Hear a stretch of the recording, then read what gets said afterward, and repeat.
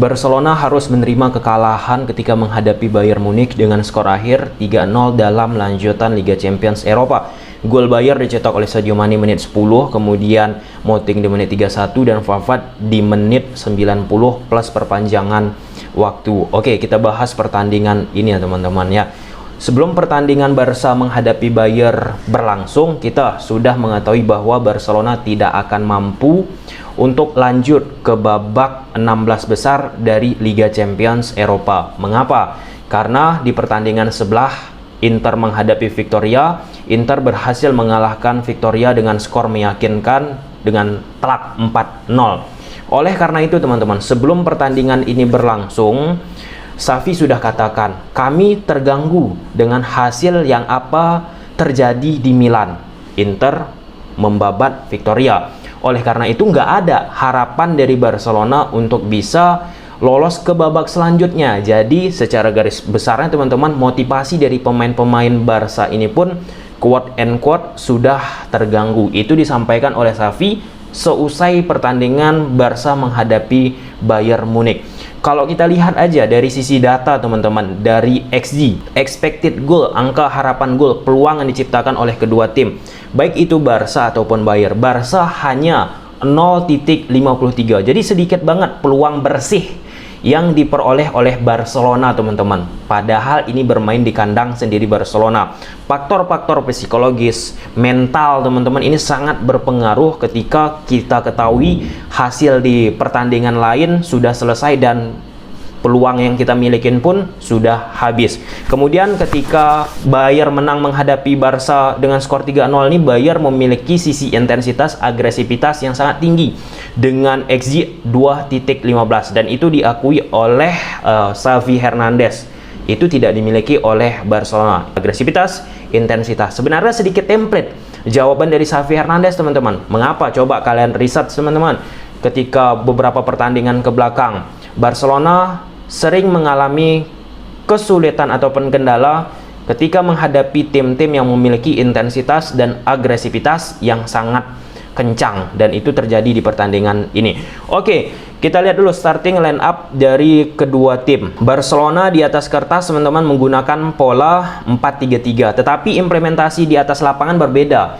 4-3-3 ini berubah menjadi pada saat misalnya melakukan high press, tekanan yang sangat tinggi Barca berubah jadi 3-2-3-2, man to man, satu persatu dijaga oleh pemain Barca.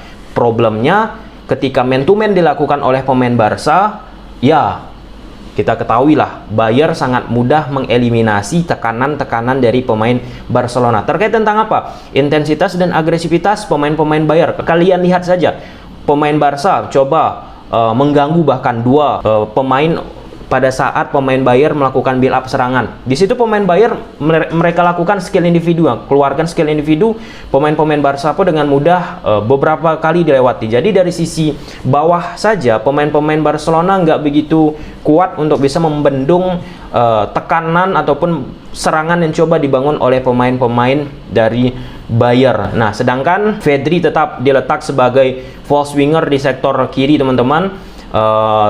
Beberapa momen juga akhirnya masuk ke dalam, hampir sama di repetisi ya, seperti Barca menghadapi Bilbao. Yang beda itu yang aku sampaikan pada saat review pertandingan Barca menghadapi Bilbao. Barca ini harus membuktikan skema permainannya ketika menghadapi tim-tim gede. Coba kalian lihat Barca kapan pada saat era Xavi Hernandez mampu menang secara konsisten menghadapi tim-tim yang superior ataupun tim-tim yang levelnya setara teman-teman.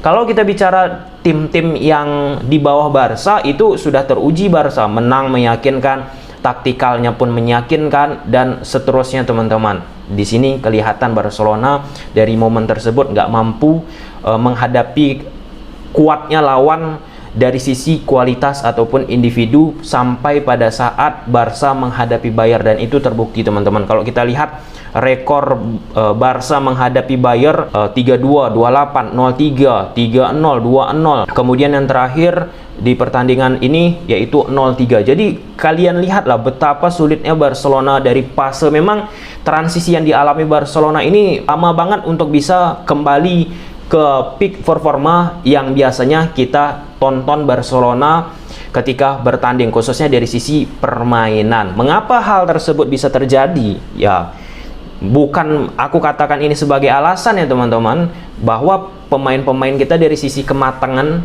belum begitu luar biasa. Pemain kita ini maksudnya Barcelona ya teman-teman. Sedangkan Bayern kan sudah mentalitas, kematangan pemainnya sudah terbentuk. Nah, kemudian pola-pola yang digunakan oleh Xavi ini terkait tentang taktiknya, apakah itu masalah? Dia tetap mempertegaskan teman-teman di pertandingan ini. Xavi menggunakan taktik yang adaptif, mengikuti menyesuaikan lawan.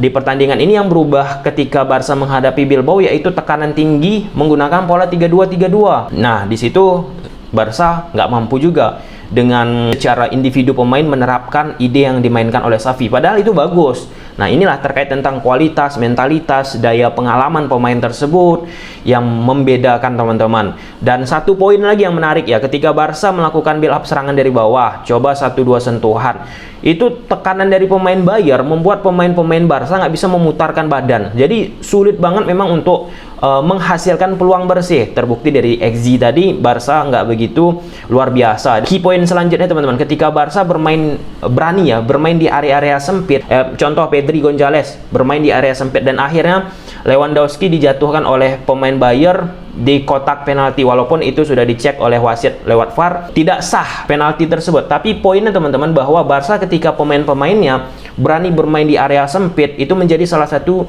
berbahaya bagi lawan ketika menghadapi Barcelona seperti itu. Namun secara konsisten nggak bisa dilakukan oleh Barca seperti itu. Ya, pemain-pemainnya memang ada pemain-pemain senior, karena kualitas pemain tadi sih sulit aku katakan teman-teman. Kalau kita ingin Barcelona juara superior terus, ya udah beli aja pemain-pemain matang yang aku bahas sebelumnya. Tapi itu bukan identitas Barca. Jadi kan debatable teman-teman. Ada juga yang mengkomparasikan kenapa Barcelona nggak bisa seperti zaman Pep Guardiola dulu. Lihatlah Iniesta, Xavi, Messi, David Villa dan lain sebagainya, itu lagi masa emas-emasnya, bibit dari La Masia teman-teman.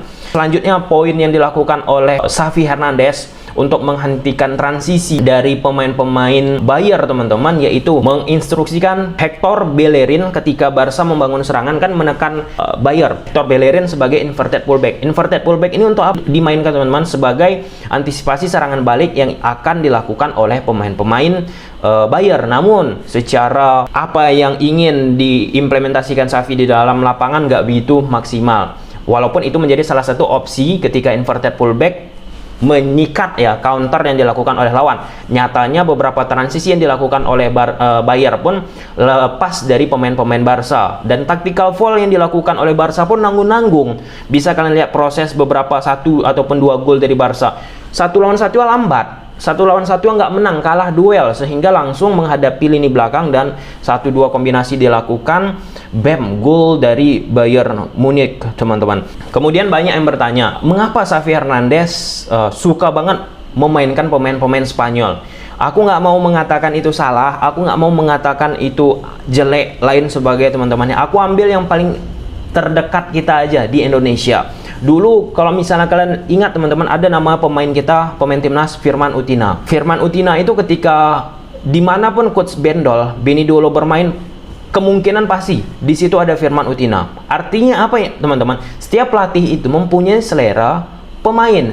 Jadi ketika kita mengatakan selera pelatih itu salah, ini itu tergantung diri pelatih itu sendiri. Jadi hal-hal seperti itu teman-teman nggak usah lah terlalu diperdebatkan bahwa Xavi terlalu nepotisme terhadap pemain-pemain Spanyol, bahwa Xavi ingin memperkuat pemain-pemain Spanyol agar Spanyol mampu juara di Piala Dunia. Dan aku yakin juga kalau kita bicara nasionalisme, pasti Xavi memiliki jiwa nasionalisme untuk mendukung negaranya, Spanyol teman-teman. Tetapi kita bicara dari sisi lingkup, Xavi sekarang menjadi pelatih Barca, dan Xavi tentu yang memiliki pemain-pemain yang ia ingin rekrut sesuai dengan kapasitas yang ingin dia bentuk filosofinya bersama Barcelona. Dan ya akhirnya walaupun Barcelona mengalami kekalahan, ini bukan menjadi akhir bagi Xavi untuk bisa kita justifikasi out dari Barcelona.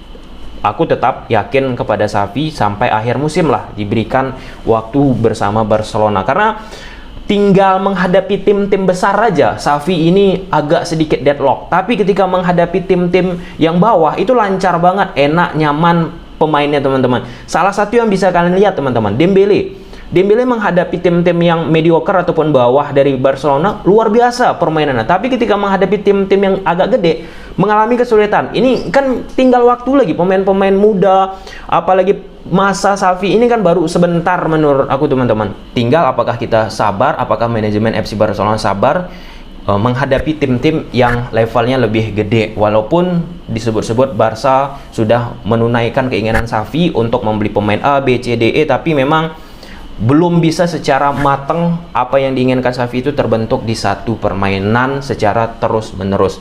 Oke, mungkin sampai sini aja dulu teman-teman. Semoga kalian suka. Bye.